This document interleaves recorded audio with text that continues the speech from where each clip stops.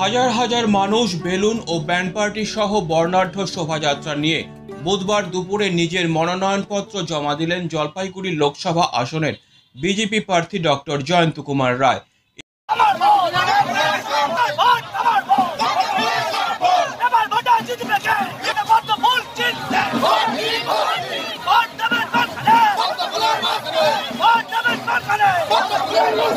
এবারও জলপাইগুড়ি লোকসভা আসনের সবচেয়ে বড় প্রতিদ্বন্দ্বী তিনি। এদিন দলের জেলা সভাপতি সহ বিজেপি বিধায়ক ও নেতাদের নিয়ে জেলা শাসকের দপ্তরে এসে মনোনয়নপত্র জমা দিয়েছেন বিজেপি প্রার্থী ডক্টর জয়ন্ত কুমার রায়।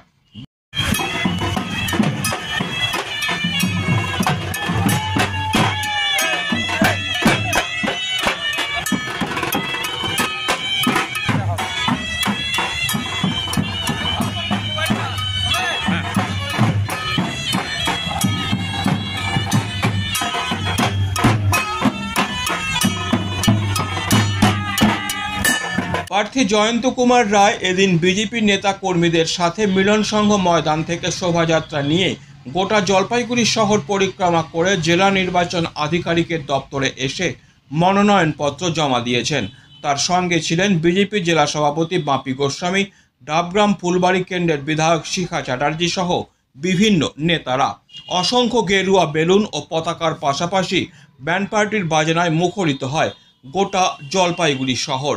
মিছিলে হাজার হাজার মানুষের মধ্যে লক্ষণীয় ছিল প্রচুর সংখ্যক মহিলাদের উপস্থিতি। সঙ্গে ছিল ভারত মাতার স্লোগান।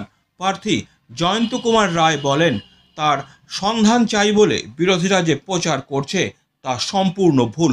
আমার লোকসভা কেন্দ্রে আমাকে চেনে না বা দেখেনি এমন মানুষ খুবই কম আছে, বরং বিরোধীদের প্রার্থীকে কয়টি বিধানসভার মানুষ চেনে সেটা একটু দেখুক। আর এবারও তার প্রচারের মূল স্লোগান হবে উন্নয়ন, উন্নয়ন আর উন্নয়ন। তবু আমার মনে হয় আমার কণ্ঠপক্ষে দেখেননি বা জানতেন। তার মানে একদম যে প্রচার, সেই প্রচারে কোনো খামতি রাখতে যাচ্ছেন না। ওনাদের প্রার্থীদের ওনাদের প্রার্থীকে কজন চেনেন সেটা একটু দেখুন। কটা বিধানসভায় চেনেন? স্যার, আপনারা কি প্রচারটা মেন ইস্যু রাখছেন যে বছর? প্রচারে ডেভেলপমেন্ট। মোদিজি চান যে সবকা সাথ, সবকা বিশ্বাস আর সবকা প্রয়াস। সেই যে লক্ষ্যে বিকশিত ভারত গড়ার লক্ষ্যে আমরা কাজ করে যাব। আমরা দেখতে চাই যে আমাদের জলপাইগুড়িও যেন এতদিন যেটা পিছিয়ে ছিল, আজকে আমরা 5 বছরে কিছুটা আমরা এগোতে পেরেছি। এর থেকে আরও সামনের দিন এর থেকে অনেক বেশি বিকাশ হবে, এখানকার মানুষের আশা আকাঙ্ক্ষা পূরণ হবে। Disclaimer. This channel may not promote any violent, harmful or legal activities. All content provided by this channel is meant for an educational purpose only.